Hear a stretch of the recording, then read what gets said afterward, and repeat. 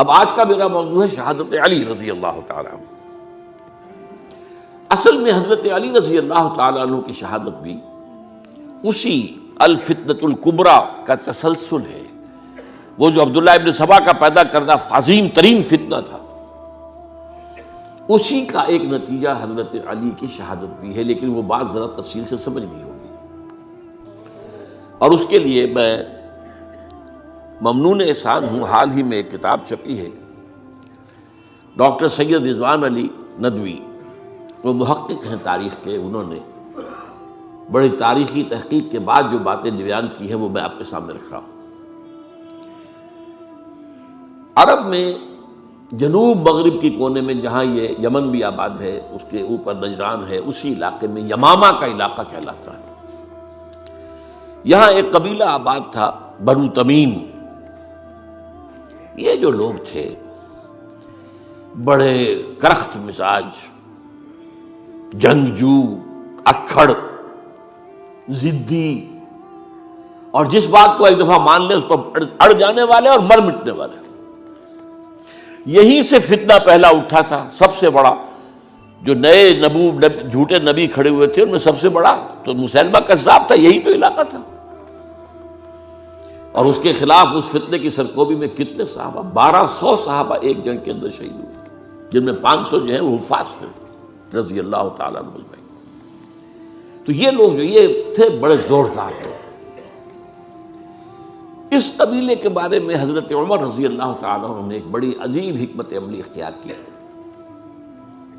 ان کو وہاں سے اکھاڑ کر اور ایران کی سرحدوں پر آباد کر دیا، اب جہاں پر جہاد ہو رہا تھا، تاکہ ان کے اندر جو یہ جنگجوئی ہے یہ اب اس مقصد کے لیے استعمال ہو، اب وہ دارالاسلام کی توسیع کے مقصد کے لیے استعمال ہو، اور وہ ہوئی۔ حضرت عمر نے 2 چھاونیاں بنائی تھی رضی اللہ تعالیٰ، کوفہ اور بصرہ، کیونکہ ظاہر بات ہے کہ اب جو اسلام کا دائرہ پھیل رہا تھا اور اسلامی حکومت پھیل رہی تھی، اور زیادہ تر جو ہے مشرق کی طرف پھیل رہی تھی، ایران اور خراسان وغیرہ کی طرف، تو اب مدینے سے اس کا کنٹرول اتنا آسان نہیں تھا، فاصلہ تھا، تو چھاونیاں بنائیں تاکہ یہ اس سرحد کے اوپر یہ موجودہ مرکز رہے، یہاں فوجیں موجود رہیں، کہیں کوئی بغاوت ہو تو اس کو کچلنے کے لیے وہ قوت فوری طور پر دستیاب ہو سکے۔ یہ لوگ ہیں کہ جو عبداللہ ابن سبا کی فتنے سے سب سے زیادہ متاثر ہوئے۔ ان کی مزاج میں وہ کجی تو تھی نا۔ حضرت عمر بھی ان کا جو ایک مضبوط کنٹرول تھا انہیں دبائے رکھا ہے، اور ان کا رخ جو ہے ایک دوسری طرف موڑ کر اس سے اسلام کو فائدہ پہنچایا۔ لیکن اس کے بعد جب فتنہ جو آیا یہ عبداللہ ابن سبا، تو سب سے بڑھ کر یہی لوگ اس کے ماننے والے، اور انہی میں سے وہ لوگ تھے جنہوں نے جانیں بھی دے دی ہیں، جنہیں حضرت علی نے زندہ جلایا ہے، اس لیے کہ وہ کہتے تھے کہ علی خدا ہے۔ اے علی تم خدا ہو، تم ہمیں آگ میں جلا رہے ہو، یہ تو تم ہمارا امتحان لے رہے ہو۔ وَلَنَبْلُوَنَّكُمْ بِشَيْءٍ مِّنَ الْخَوْفِ وَالْجُوعِ وَنَقْصٍ مِّنَ الْأَمْوَالِ وَالْأَنفُسِ وَالثَّمَرَاتِ، اب وہ اس آیت کو اپنے اوپر منطبق کر رہے ہیں۔ تو یہ جو کرخت لوگ تھے، انہوں نے در حقیقت جو ہے عبداللہ ابن سبا کے کردار میں سب سے بڑا رول پلے کیا، اور انہی کے ہاتھوں حضرت عثمان شہید ہوئے رضی اللہ تعالیٰ۔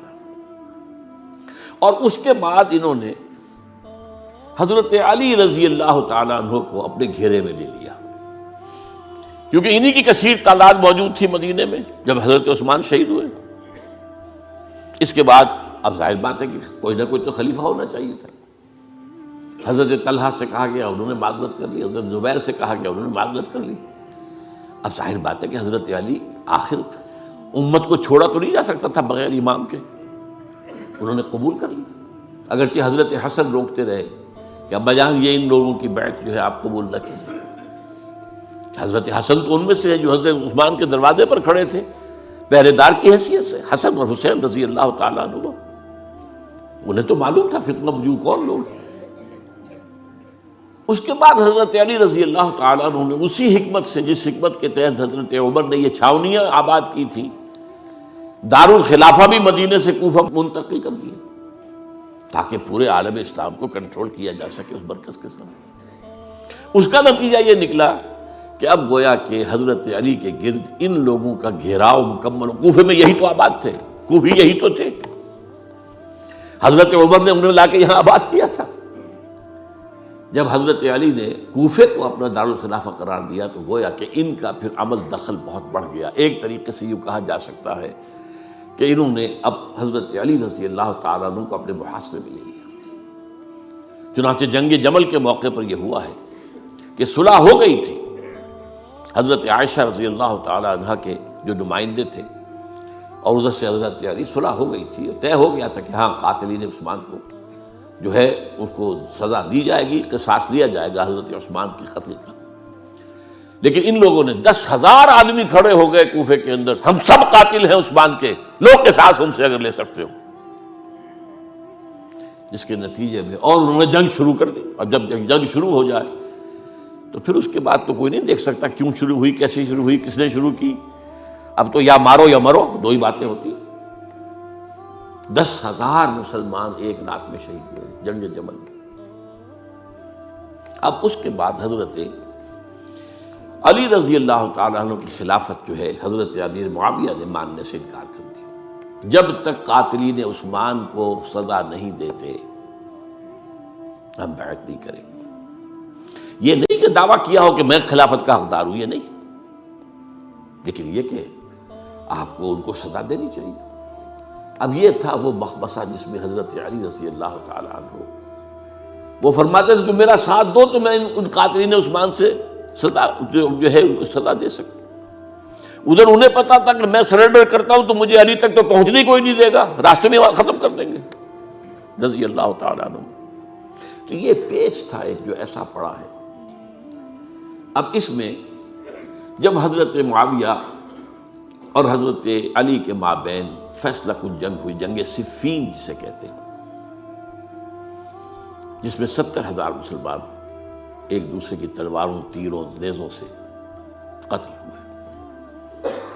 اس موقع پر حضرت معاویہ کی طرف سے ایک آفر آئی، قرآن مجید کو نیزے پر اٹھا کر لوگوں نے کہا کہ یہ خون ریزی بند کر دو، ہم قرآن کا فیصلہ ماننے کو تیار ہیں۔ حضرت علی دیکھ رہے تھے کہ یہ اصل میں میری فتح کو شکست سے بدلنے کا پروگرام ہے، تقریباً فتح میری ہو چکی ہے، لیکن یہ جو طبقہ تھا یہ انہوں نے کہا نہیں بڑی ٹھیک بات کہہ رہے ہیں، وہ مانیے ان کی بات، جنگ بند کی۔ انہوں نے ہی یہی لوگ تھے جنہوں نے مجبور کیا حضرت علی کو کہ وہ تحکیم پر رضامند ہو جائے۔ اس کے بعد تحکیم میں جو معاملہ ہوا، حضرت علی حضرت عبداللہ ابن عباس کو اپنی طرف سے حکم بنانا چاہتے تھے، یہ اڑ گئے نہیں۔ یہ اڑ جانے والے لوگ، اور یہی اصل قوت تھے، وہاں ساری طاقت تو انہیں کی تھی۔ تو انہوں نے ابو موسیٰ اشعری کو اپنی طرف سے مقررہ، وہ بہت نرم خو آدمی تھے، انہیں بناؤ۔ بہرحال جو بھی بات طے ہوئی، اب تاریخ کی روایتوں میں اختلاف ہو سکتا ہے، کہا یہ جاتا ہے کہ طے تو یہ ہوا تھا حکمین کے مابین، ادھر سے ابو موسیٰ اشعری، ادھر سے عمرو بن العاص رضی اللہ تعالی عنہما، کہ آپ اپنے جو کلائنٹ ہیں حضرت علی آپ انہیں معزول کر دیجئے، میں معاویہ کو معزول کر دیتا ہوں، پھر جو ہے مسلمان فیصلہ کر لیں کسی اور کی عبادت۔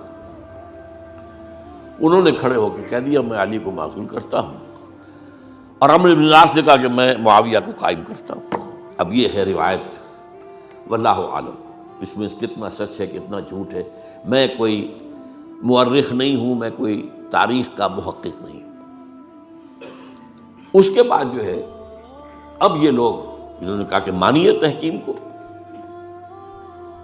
اور جب انہوں نے حضرت علی نے اس تحکیم کے فیصلے کو ماننے سے انکار کیا تو باغی ہو گئے، حضرت علی کو کافر قرار دیا، اور جا کر ایک جگہ پر حرورہ ایک جگہ تھی وہاں پر جا کے جمع ہو گئے، جتھا بندی کی، بہت بڑی طاقت پر وہاں کری۔ انہوں نے طے کیا کہ علی بھی کافر ہو گیا، معاویہ بھی کافر ہو گیا، عمرو بن العاص بھی کافر ہو گئے، سب کافر ہیں۔ حضرت علی کی طرف سے ایک گئے سفیر ان سے بات کرنے کے لیے، تو انہوں نے کہا تم ہی نے تو کہا تھا کہ تحکیم کو تسلیم کرو، کہ ہاں ہم نے گناہ کیا تھا، کفر کیا تھا، ہم توبہ کی ہم نے. اگر علی بھی مان لے کہ میں نے مان کر کفر کیا تھا اب میں توبہ کرتا ہوں تو ہم ان کی بات مان لیں گے. اب حضرت علی اس طرح کا جھوٹ کیسے بولتے؟ انہوں نے تو کوئی کفر نہیں کیا تھا. بہرحال انہوں نے پھر بھی نرمی برتی کہ دیکھو اگر تم کوئی خونریزی نہیں کرو گے، فساد نہیں مچاؤ گے تو میں تمہیں کچھ نہیں کہوں گا. لیکن وہ اپنی ان شرارتوں سے بعد نہیں آئے. تو پھر تیسری جو بڑی جنگ ہوئی ہے ان جنگوں میں، جنگ نہروان کہلاتی ہے، حضرت علی کی جنگ خوارج کے ساتھ، جس میں 4000 خارجی جو ہیں وہ قتل ہوئے. اور یہ بات اب آپ نوٹ کر لیجئے کہ یہ لوگ جیسا کہ اکھڑ بھی تھے لیکن اپنی بات پر ڈٹ جانے والے تھے، لیکن ساتھ ہی دیندار بھی تھے، نمازی اور روزہ دار بھی تھے. یہ اس طرح کے لوگ نہیں تھے کہ جو فاسق اور فاجر ہو. بس یہ مزاج کا ایک ہے، جو بات دل میں بیٹھ گئی اڑ گئے. تو یہ اصل میں انہوں نے پھر فیصلہ کیا کہ اور تو ہمارے بس میں اب کچھ نہیں ہے، ان تینوں کو قتل کر دیا جائے، علی کو بھی اور معاویہ کو بھی اور عمرو بن العاص کو بھی. تو ایک جگہ ان کی سازش ہوئی، 3 آدمی معین ہو گئے، ایک ہی وقت کا طے فیصلہ ہو گیا، فلاں تاریخ کو فجر کے وقت تم جاؤ، وہ تم کوفے کی جامع مسجد میں، جب علی نماز جماعت کرا رہے ہو خنجر مارو انہیں. اور یہ اس کا نام ابن ملجم تھا، خارجی. یہ وہی لوگ بنو تمیم کے لوگ. دوسرا جو تھا وہ دمشق میں حضرت معاویہ کو قتل کرنے، شہید کرنے کے لیے پہنچ گیا. تیسرا مصر پہنچ گیا حضرت عمرو بن العاص کو. اب یہ بات اللہ کی طرف سے ہے، یہ تو اس کی مشیت ہے، اس کا فیصلہ ہے. حضرت علی پر وار کارگر ہوا، اب شہید ہو گئے. حضرت معاویہ پر وہ وار ذرا اوچھا پڑا، زخمی تو ہوئے لیکن آپ کی جان بچ گئی. عمرو بن العاص اس روز مسجد میں کسی معذوری کی وجہ سے، عذر کی وجہ سے فجر میں آئی نہیں سکی، لہذا حضرت علی کی شہادت ہو گئی. اب یہ ہے اصل پس منظر، کن لوگوں نے کیا شہید، اصل میں وہ سمجھ لینے کی بات ہے. یہ خوارج نے شہید کیا، لیکن خوارج کا فتنہ سبائی فتنے ہی کا آف شوٹ ہے، اسی کے ذیل میں ہے، اسی کی ایک شاخ ہے، اسی کا ایک نتیجہ ہے. یہ خوارج جو ہے بعد میں بھی ان کی مسلسل جو ہے وہ جنگیں رہی ہیں. بہرحال اس صورتحال کو یہ سمجھ لیجئے کہ یہ خلفائے ثلاثہ رضی اللہ تعالی عنہ، حضرت عمر شہید، عثمان شہید، علی شہید. عجیب بات ہے کہ تینوں کا نام عین سے شروع ہوتا ہے، عمر عین سے، عثمان عین سے، علی عین سے. تینوں شہید ہوئے ہیں. لیکن یہ کہ یہ ہے تاریخی پس منظر.